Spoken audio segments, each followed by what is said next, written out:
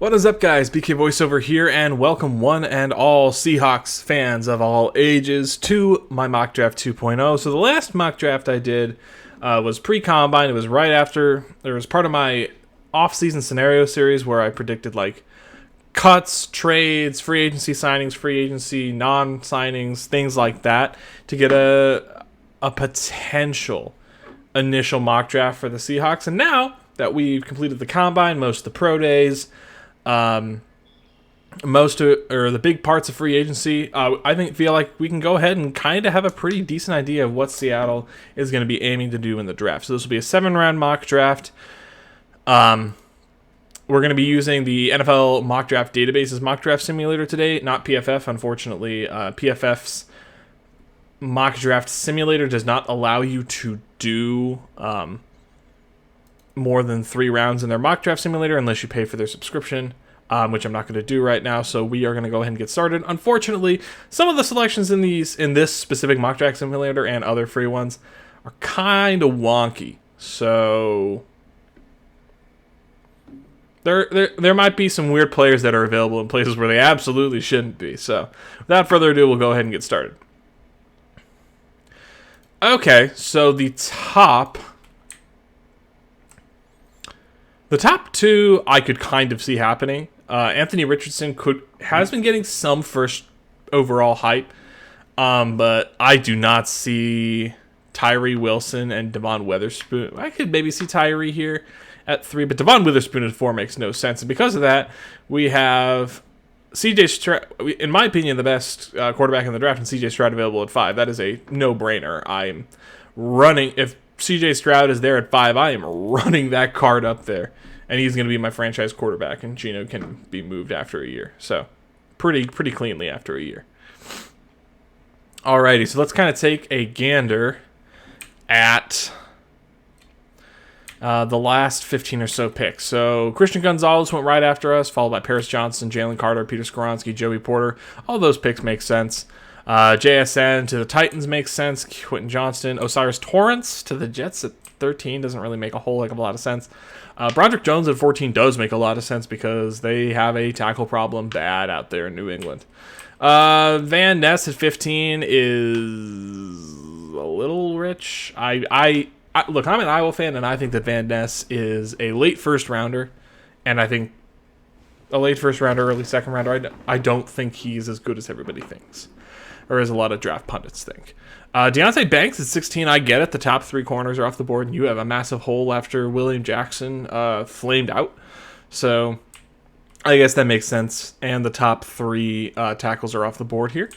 But the Patriots go Anton Harrison at 17. Not a bad pick.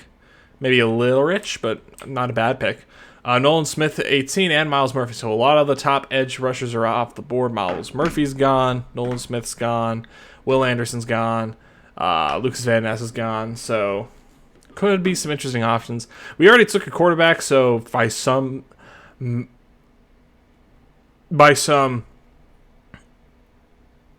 of the draw, Bryce Young and Will Levis are still available at 20. I'm not going to bother with that because we already have our quarterback in CJ Stroud. So, a couple of options. Kalijah Cansey, still available here at 20. I'm very intrigued to go get him. He's small. He's undersized for sure. And, as all undersized Pittsburgh defensive linemen are, he's like, oh my God, he's the next Aaron Donald. I'm not going that far. But Cansey at 20, I could be down for. We did make some good moves on the defensive line in free agency. Lost Shelby Harris, lost Quentin Jefferson, lost Al Woods, but we signed Draymond Jones, who is a massive upgrade over Shelby Harris. Signed Jaron Reed, who is a meaningful upgrade over Quentin Jefferson, but we still need more help on that defensive line. We still need a nose tackle. We still need probably a minimum of 2 more defensive linemen on top of that. And while it is intriguing to go after maybe Jordan Addison or Zay Flowers here, potentially, I feel as though Seattle has gotten such good production out of their 2nd and 3rd round wide receivers that I feel like that's something that they can address on day 2 and be fine. lots of good, and I'm not just saying that because like, oh well, it's what they've done before. There's the day one wide receivers are not amazing, but there is a lot of good wide receiver value to be had on day two, like a ton. Jalen Hyatt, Josh Downs, Cedric Tillman, Nathaniel Dell, Michael Wilson, Marvin Mims, Parker Washington, A.T. Perry. Gosh, I'm forgetting a ton. Tyler Scott from Cincinnati. So much good wide receiver talent that's going to drop on day two just because it's such a deep class. Which is a pretty good descriptor for this entire draft class. Is it's the top end talent isn't amazing, but the depth of a lot of these position groups is stellar. Except for a couple, like linebackers in this class, not great. Safeties in this class, it's a bad safety class, and a lot of other things. So I think I've talked myself in. We're going to go Kalijah Cansey, get another fantastic interior pass rusher. All right, so we're up here at 37. Let's kind of take a while. Let's take a gander at what happened. So Bryce Young went to the Chargers. I guess he's going to be Herbert's backup now. Zay Flowers to Baltimore makes sense. Jordan Addison, they do need a Adam Thielen replacement in Minnesota. I guess center makes sense for the Giants. They do need some more wide receiver help, though. Darnell's fine. Bijan at 27. That's a steal at 27. Kincaid. Levis falls to 29. Mazzy and Will McDonald at 30 and 31. Brissy falls to 32. Michael Mayer to 33. Forbes, Hyatt, Ringo. Still lots of really good options. So let's kind of take a gander. Brian Branch still available, but I'm not super interested in Branch anymore. The top center, the only center that I would be comfortable taking here at 37 was taken at 25 by the Giants, so I'm not feeling center here. I think Weipler is fine, but I feel he's a little rich here. I don't think he's worthy of a second round pick here, and I think you can get a center in late day two. So linebackers intriguing here. All the top linebackers are available, and while we do have Bobby, Devin Bush is very much untested. Bobby can hold down the middle fine, but Drew Sanders and Trenton Simpson especially give you a different kind of weapon at that linebacker spot. So, could go there. Interior offensive line doesn't make sense. Wide receiver, Josh Downs is actually a pretty intriguing option here at 37. Ade could also be fun, but I took Cansey, and I feel like they're kind of two very similar players. So I'm going to leave Ade on the board here for now.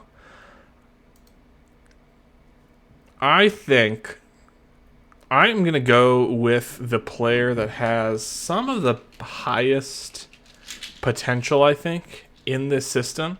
With Bobby holding down the middle, I feel like Trenton Simpson could be that sort of do-it-all linebacker who can cover, can blitz, isn't going to be shackled like he was this past season by having to hold down as a traditional middle linebacker. He's more of like a hybrid player who can kind of be positionless and just make plays everywhere. So definitely a positive option there at 37. 52, who do we got at 52? So Cody Mock, Joe Tippmann, Luke Weipler is actually still available here. At 52, I feel more comfortable taking Weipler here, or Weipler. I forget. Luke Whippler, maybe. I don't know. Here, also lots of good wide receiver options: Cedric Tillman, Dell, Mims, Tyler Scott, Michael Wilson is a player I'm really intrigued by, but his injury history is very concerning. Who's some other ones? Parker Washington. I have no idea why he's so low here on their board. Yoshivas, more of a speedster. He's a track star playing wide receiver, essentially. So yeah, I could see an argument for wide receiver, but I think we can still get some good value later on, and I feel like taking a young center with experience. So I think we're going to take Luke Weipler here, center out of Ohio State. More of a technician, a little undersized. His arms are a bit short. They're in like the 20th percentile for centers, which ain't great. But but he's experienced, and he has good skills at that center spot.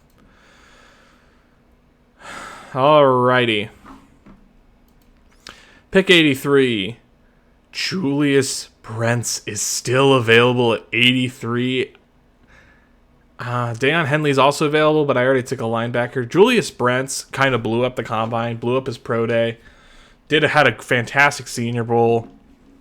I think taking him here and having another great option across from Tariq Woolen, just in case Mike Jackson's year last year was a fluke, having him, he's also a free agent after this season, having him under contract past the season is fantastic. So I'm going to take Julius Brents, the corner out of Kansas State.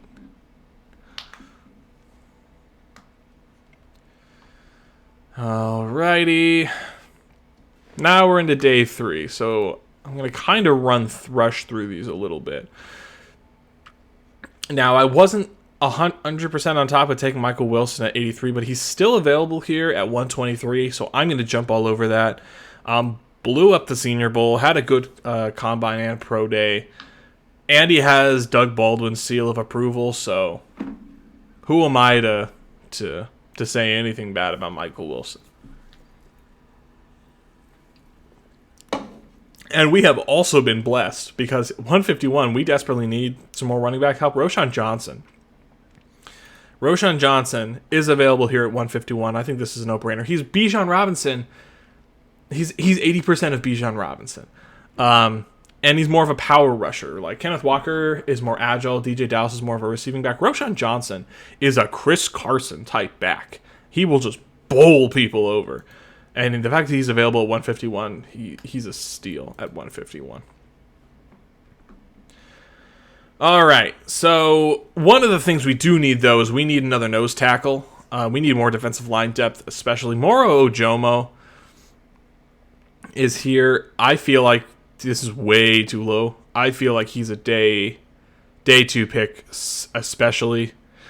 I already kind of have more of a defensive end in Kalijah Kancey. Right now, I'm looking at more of a nose tackle. So I'm going to go with Jared Clark, the nose tackle out of Coastal Carolina.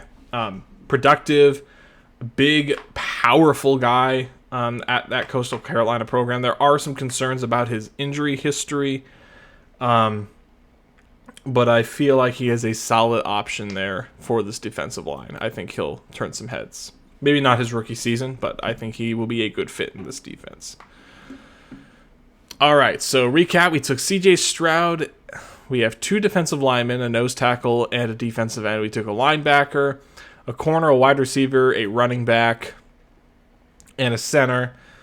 So we've dedicated 4 of our picks to the offense and 4 of our picks to the defense. Now I'm kind of looking more at like best player available. So I'll probably try and take one more defensive lineman. Jalen Redmond is a very intriguing option. He could play that as another 3-4 defensive end, maybe even that 3-tech role. There is an argument for more safety depth because Ryan Neal is gone. But I feel like you can get a lot of these guys here later. Rashad Torrance is also, and Ronnie Hickman have also not impressed me in the slightest, so not going to bother with it. We do need a long snapper. I will say this, we do need a long snapper. We do not have a long snapper signed on this roster. I doubt that'll happen, but it's still funny. We do need some guard help, and actually there's some pretty decent guards that are still available here. So one of those being a player that Seattle has recently brought in for a visit, for one of their top 30 visits, and is also an LSU player, and that is Anthony Bradford. Definitely more of a road grader type guard. You can put him at right guard, and I think that he is a fantastic depth piece. Maybe even a development piece. Could even start. Who knows? I think he's pretty decent. And he's kind of rising up a lot of boards, so I think getting him in the 5th or 6th is about right, I feel like. All right, last pick of the day. I'm just going to try and go best player available here. We do need 2 running backs. Keaton Mitchell, Seattle also brought him in recently for a visit. I could see that option. Mohamed Ibrahim also had a really good year at Minnesota. Daniel Scott is having a decent time too. I think I'm going to go for some more safety depth here, maybe. Could go for another wide receiver. Who's available at wide receiver? Nothing really amazing. Mostly guys I can get in in as a UDFA. I like Daniel Scott out of Cal. I'm going to go Daniel Scott out of Cal.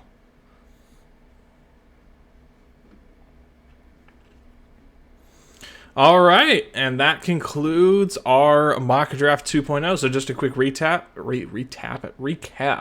At 5th overall, we took C.J. Stroud, quarterback out of Ohio State. Pick 20, we took defensive tackle Kalijah Cansey from Pittsburgh. Pick 37, we took Trenton Simpson, linebacker from Clemson. Pick 52, we took Luke Weipler, center from Ohio State. Pick 83, we took Julius Brents, corner from Kansas State. Pick 123, we took wide receiver Michael Wilson from Stanford. Pick 151, we took Roschon Johnson, running back from Texas. Pick 154, we took Jared Clark, nose tackle from Coastal Carolina. Pick 198, we took Anthony Bradford, guard from LSU. And pick 237, we took defensive back Daniel Scott from Cal.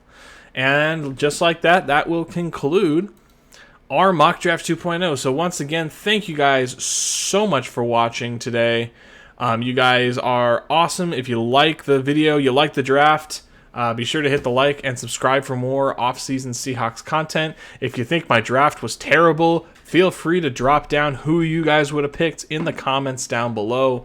And without further ado, that'll be it for me today. So you guys have a great rest of your weekend, and as always, go Hawks.